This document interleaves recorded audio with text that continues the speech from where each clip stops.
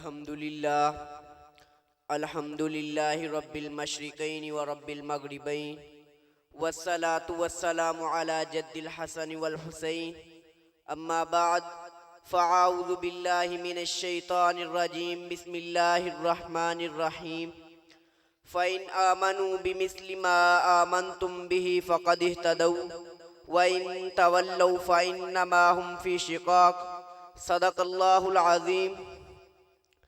अल्लाह ने ज़ीनत बख्शी है अफलाक को रोशन तारों से। अल्लाह ने ज़ीनत बख्शी है अफलाक को रोशन तारों से। इस्लाम ने रौनक पाई है अस्हाबे खुदा के यारों से। होते हैं खफा क्यों सुनकर पूछो तो ज़रा, होते हैं खफा क्यों सुनकर पूछो तो ज़रा, अगियारों से। तारीफ़ सहाबा साबित है कुरान के 30 पारों से। सामीन मोहतरम, हर मुसलमान के लिए सहाबा का तहफ़्फ़ुज़ ज़रूरी है।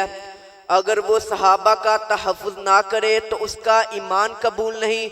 जब ईमान कबूल नहीं तो सारे माल और इबादत कबूल नहीं, और मुसलमान खुद गैर मकबूल और गैर महफूज रह जाता है। चुनाचा सहाबा का दिफा हर मुसलमान का अपना दिफा है। हम और हमारे अकाबिरीन अस्हाबे मोहम्मद सल्लल्लाहु अलैहि वसल्लम का दिफा करते थे, करते हैं, करते रहेंगे, सब कहे इंशाअल्लाह। क्योंकि सहाबा इस्लाम के अव्वलीन शारे और नाकिल और कुरान के अव्वलीन मुखातिब व मुहाफिज हैं।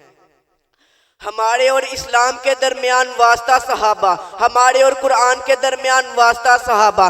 क्योंकि सब ज़ाते नबूवत पर इस्लाम और कुरान उतरते किसी ने नहीं देखा। ज़ाते नबूवत को सहाबा ने देखा, बातें नबूवत को सहाबा ने सुना। ज़ाते नबूवत कौन और कैसी थी जिसे मुहम्मदुर रसूलुल्लाह कहा गया, उम्मत को सहाबा ने बताया। वो मुहम्मद बिन अब्दुल्लाह बिन अब्दुल मुत्तलिब बिन हाशिम बिन अब्दे मनाफ थे। अगर सहाबा ना होते तो कोई और मोहम्मद नामी शख्स अपने आप को माकाना मुहम्मदुन अबा अहदिम मिन रिजालिकुम मुहम्मदुर रसूलुल्लाह व आमिनू बिमा नुज़िला अला मुहम्मद वगैरह आयात का मिस्दाक कहने की नापाक जसारत कर सकता था। लेकिन जब मोहम्मद की ज़ात व सिफात पर सहाबा की गवाही मौजूद थी तो किसी को हिम्मत ना हुई और ना क़यामत तक हो सकेगी। और अगर सहाबा ना होते तो वही अपनी बात को नबी की बात की तरफ या नबी की बात को अपनी बात की तरफ मंसूब करके दीन का हुलिया बिगाड़ सकता था। लेकिन सहाबा की वजह से न ऐसा हुआ, न क़यामत तक ऐसा हो सकेगा। क्योंकि वो नबी की जात की तरह नबी की बात के भी यानी गवाह हैं।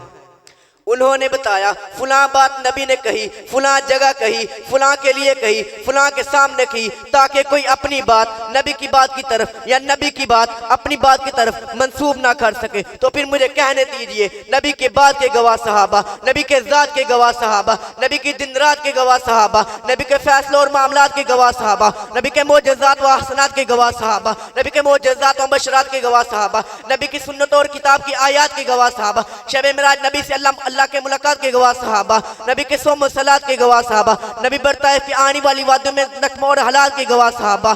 सहाबा सहाबा सहाबा सहाबा, सब कहे सहाबा सहाबा सहाबा सहाबा सहाबा। इस्लाम और कुरान एक मुकदमा है, सहाबा इस मुकदमे के गवाह हैं। इस्लाम और कुरान एक दावा है, सहाबा इस दावे की दलील हैं। अगर सहाबा सच्चे हैं तो इस्लाम और कुरान भी सच्चा है। अगर सहाबा की सदाकत मजरू हो गई तो इस्लाम और कुरान की सदाकत भी मजरू हो सकेगी। आखिर में बस इतना कहकर इजाजत चाहूंगा। ले शौक से नाम सहाबा का, ले शौक से नाम सहाबा का, कर चर्चा आम सहाबा का। गर तलब है तुझको जन्नत की तो पल्ला थाम सहाबा का। वमा अलैना।